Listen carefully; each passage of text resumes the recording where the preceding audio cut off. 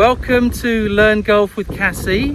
Today we are on the pitching green here at Gold Coast, and we're going to be doing a little pitching wedge shot. I'm by myself, so I'm videoing by myself here. We've got the balls there, and you can see in the background there's a little black flask. We're chipping to there. Okay, so I'm going to do a voiceover. I'm basically at this moment stepping off the distance between the hole and where the ball is. That's 12 paces. I'm picking up the my landing mats. I'm going to put this at 6 paces, as you can see. I'm using both of them, the blue one, and I'm going to get the yellow one now. I'm going to make a kind of gate. I don't expect most people to be able to land it on the exact spot, but we're trying to land it on that gate, the distance of, there you go, that was a little bit short, but you can see them where they roll out to. We're going to watch the stroke in a second from close up. That was a good one. Sometimes they get a little bit short, but they still roll out, so you're not not in too much bad shape. And I play 8 shots here. I think this is number 7. See, I'm holding the finish, watching it down.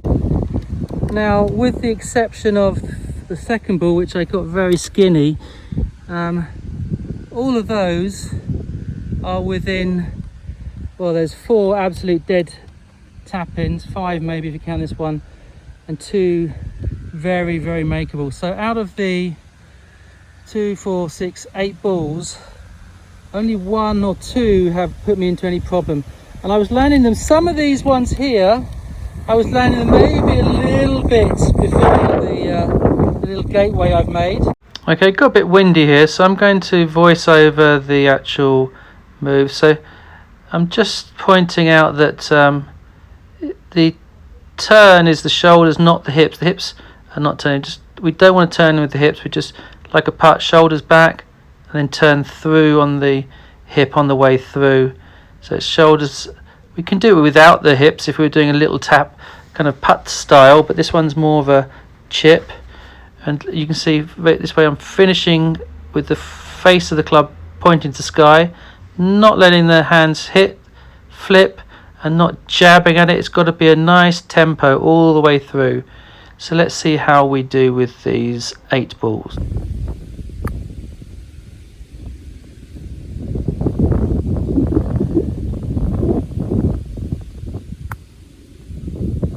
That's the one I like. It's got a little bit more height, so that sometimes they come out a little bit low, but they still work.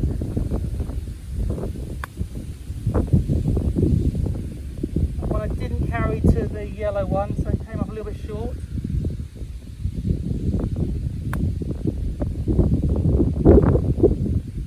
You don't have to hit it on the yellow one every time. You're just taking that as your basic distance. It may be a little bit long. I jabbed that one, and the result was poor. So just tempo all the way through. There we go. That should be good. The closest so far. That was probably the smoothest swing.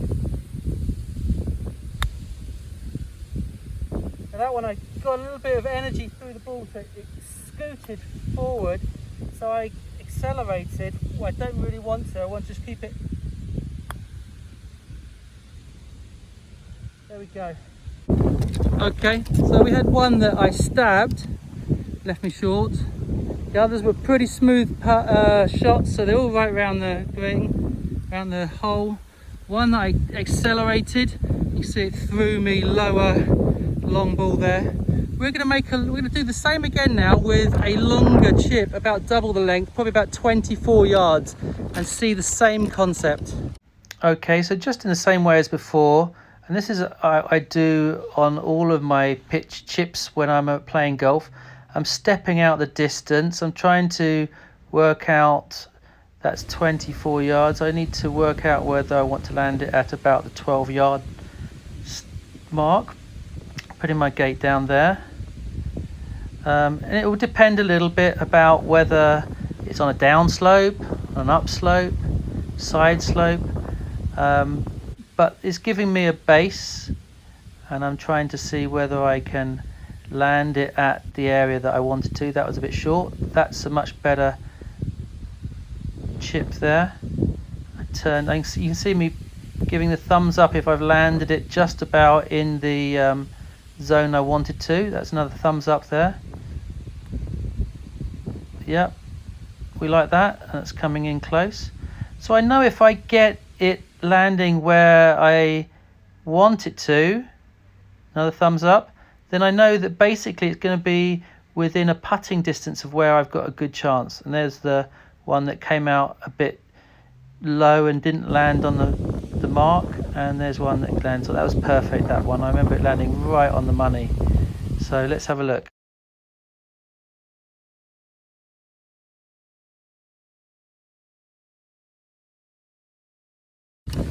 Okay, so the ones that I got exactly or nearly at the point of landing, 1, 2, 3, 4, they're all kick-ins. These two, I gave them thumbs up because they were nice shots. I didn't quite land them at the right place. And then these two were the ones that I landed well short of the marking spots. So when I'm coming to take a chip like this, I'm looking to see where I want to hit the ball. And I know that the basic shot will be carry 50%, land, run 50%. So I'm looking at where's the 50%. If it's a downhill like this one was at the end, I know I can land a foot or two before the actual 50%, and it will still roll down to the hole.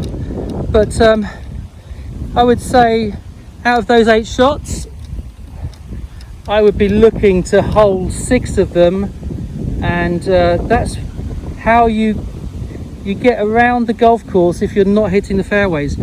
And the other thing that you notice is you don't necessarily have to hit the green. I mean, as long as you're within 5 yards of the green, like here, then I would be thinking up and down, get it close, tap it in, and I'm walking off with my par. So you do that, you miss 5, 6 greens, and you make 4, 5 chip and putts, you're looking good, aren't you? Let's see how I do from off the green. It's obviously not as perfect as being right next to the green, but not a problem. I'm not going to walk it out again. I'm going to take 2 steps back. 1, 2. So my landing point is now going to be about 13 yards and about 13 yards of roll.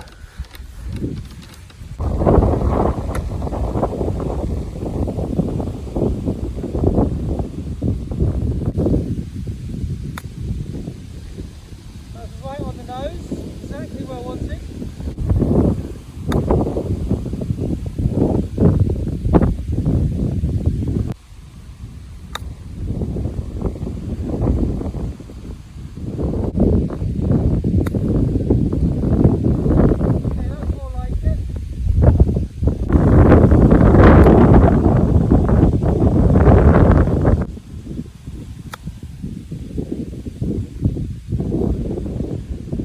I caught about 3 or 4, the ones that are really short, I caught them around here, 2 or 3 yards short of the actual landing point, and these are these two.